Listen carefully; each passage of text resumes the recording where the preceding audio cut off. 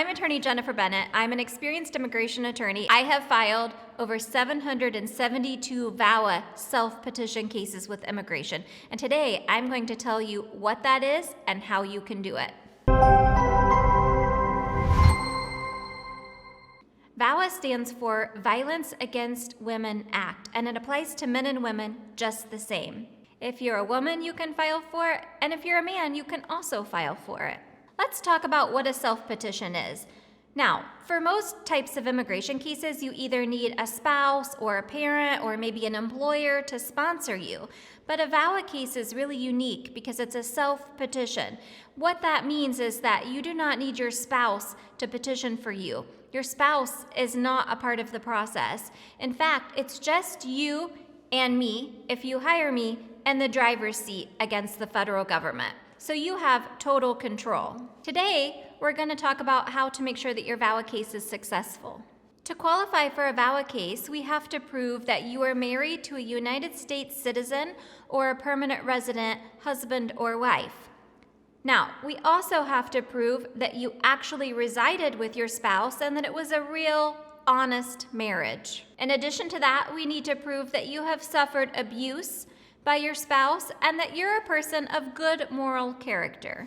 Remember, abuse doesn't have to be physical. It can be mental, emotional, spiritual, religious, financial. There's all types of abuse. What is good moral character? To prove that you're a person of good moral character, we often do a background check and simply prove to the government that you don't have any criminal history in your background. It's also helpful to show that you're gainfully employed and that you're paying your taxes on time, simply that you're a person of good moral character. I've seen VAWA cases get approved in 2 years, and I've seen VAWA cases take 7 or 8 years. On average, at this time, a VAWA case is taking roughly 3 years to process. So when I say in process, what does that actually mean? It means from the time that we file your case with immigration, it will be pending for about 3 years. At that time, we will hopefully receive a decision on your case, either an approval or a denial. If your case is approved, then immigration will transfer your file to the local immigration office and continue to adjudicate. Then immigration will transfer your file to the local immigration office so that they can process your green card application next. If you've hired a lawyer and your VAWA case is approved, the decision will come to your attorney's office by mail. If you didn't have a lawyer and you filed the VAWA case yourself, then immigration will mail the approval letter either to your home address or to your safe mailing address listed on your application form. If you're still living with your abusive spouse, you can use a safe mailing address on your application form. That might be your brother or your sister or your mother or your friend's address. That way, immigration will not send the mail to your home address and put you in any more danger. I can't speak for other immigration attorneys' offices, but I can tell you that in my office, we have a 99% success rate on all VAWA cases that we have filed. Now, that doesn't mean I can guarantee that I can win your case. Immigration makes the final decision, not me, but our success rate has been 99% across the board. How do we achieve such a high success rate? We do that because we make sure to prepare our cases carefully, and we make sure that all information is complete and we have provided all documents that we know the government tends to be looking for. For example, we're providing to immigration proper proofs to show that you were in fact married to a U.S. citizen or a permanent resident spouse. We're providing proof to show and convince immigration that it really was a true, honest marriage and that you truly lived with your spouse. We're also providing documentation to show the abuse that you have suffered and documents to show that you're a person of good moral character. Now, I know that sounds like a lot of documents.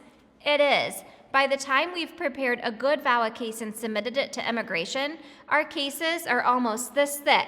No, I don't mean this thick, I mean this thick. Let me tell you about a client I had from the country of Ghana. Let's call him John. John's marriage fell apart, and he tried to file a VAWA case on his own. He wasn't working, he didn't have a lot of money, and he felt like he couldn't afford an attorney, so he prepared and filed his VAWA case by himself. After waiting for 3 years, his case got denied.